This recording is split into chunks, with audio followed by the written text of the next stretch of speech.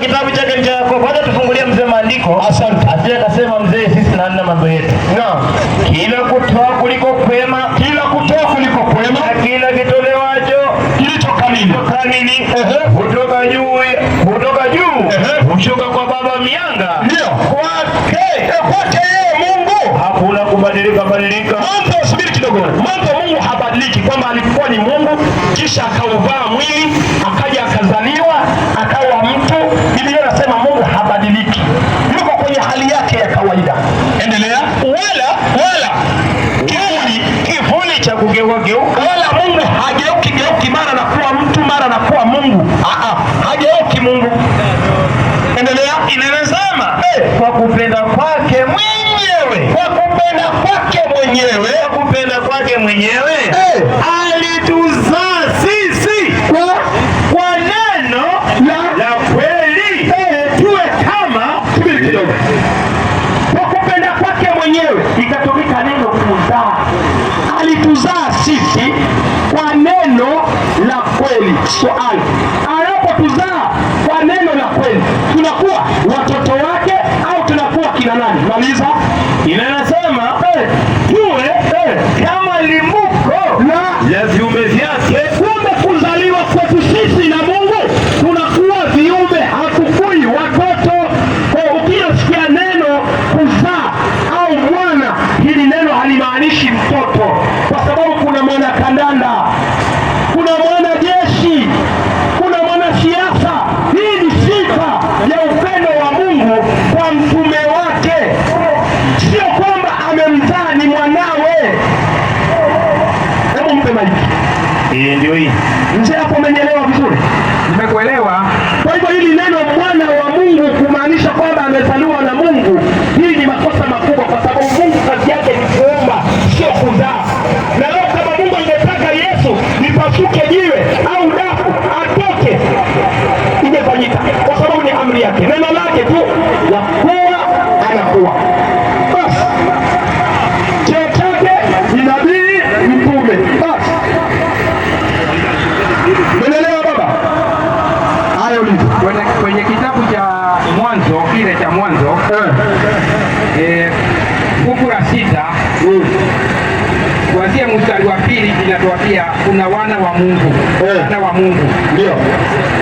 Sasa kama kuna wana wa Mungu wametaja wakiwa wengi, na Kristo anataja wakiwa moja, sababu nilisoma nikaona kama wale malaika wanaitwa wana wa Mungu kabla wanadamu hawajaumbwa, ndio walikuwa wanaitwa wana wa Mungu. Maanake Mungu akiwa ameumba mwanadamu, wakati aliumba mwanadamu wakaitwa malaika. Genesis 6 chapter 6. Nimeelewa hiyo mzee. Umeelewa? Cha msingi ni hivi. Unajua kuna andiko ambalo wao mnalitumia, nataka unifafanulie. Yohana 1:1. Yes. Tumalizie hiyo hoja. Hapo mwanzo kulikuwa na neno, ile neno ilikuwa kwa Mungu, ile neno 3:16. Kwa maana jinsi hii Mungu alipenda ulimwengu hata akamtoa mwana pekee, ili kila mwaminie asipotee, bali awe na uzima wa milele. Mungu hakumtoa mwana ulimwengu, bali ulipenda hii. Andiko baba linasema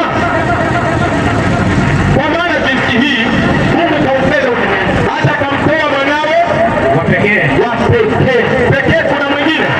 Kuna mwingine.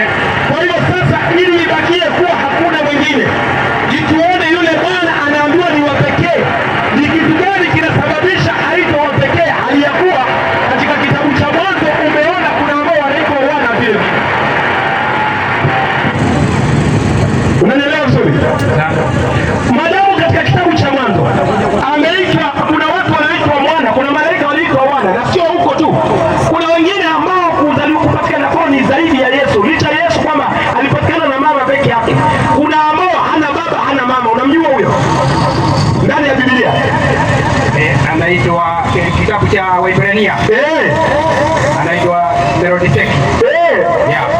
Huyo sasa unaona ni zaidi, hana baba hana mama, haja mwanzo hana mwisho, hajui kupatikana, yani haijulikani, ni mfarume wa amani. Na kwa nini sasa huyo hakuitwa wa pekee?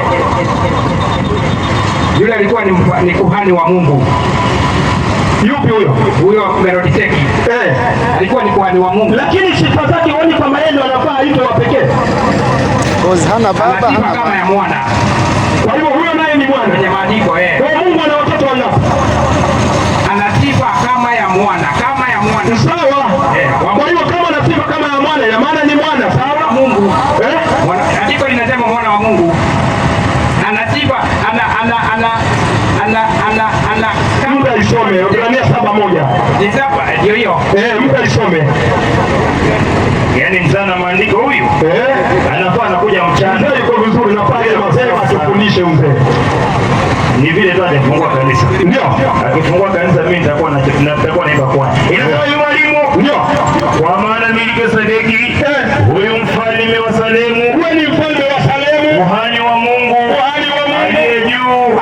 Aliyekutana na Ibrahimu. Huyu alikutana na Ibrahimu. Alipokuwa akirudi katika kuwapiga hao wafalme. Ndio. Akabariki. Ndio. Inasema ama Ibrahimu alimgawia sehemu 10 ya vitu vyake vyote. Tafsiri ya jina lake. Tafsiri ya jina lake huyo. Kwanza ni mfalme wa haki. Mfalme wa haki. Tena mfalme wa Salemu. Mfalme wa Salemu. Maana yake mfalme wa amani. Mfalme wa amani. Hana baba. Hana baba. Hana nani? Mama. Hana mama. Hana wazazi. Hana mwanzo wa siku zake. Hana mwanzo wa siku zake. Wala mwisho wa uhai wake. Bali amefananishwa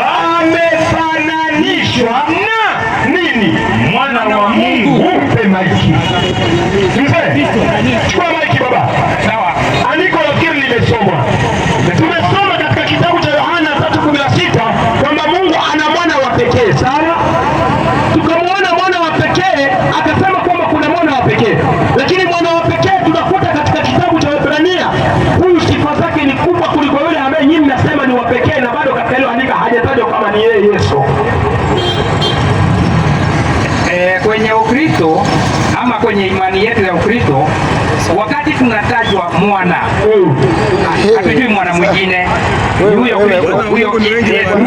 Mungu anazaa. ni kiroho, ile ni mambo ya kiroho. Kwa hivyo Mungu hazai. Ni mambo ya kiroho maana. Asante. Kwa hivyo Mungu hazai. Mungu ni akiuka amezaa. Kwa hivyo pia sisi ni nani? Tuliumbwa. Kwa hivyo ni wana wa nani? Sisi ni wana wa Mungu wote. Kwa hivyo sasa, ikiwa sisi ni wana wa Mungu, Yesu mwana wa Mungu, sisi sote ngoma kiroho. Ni kiroho yetu ni kiroho. Haya, mpe unze. Waislamu takbir. Allahu akbar. Umeeleweka?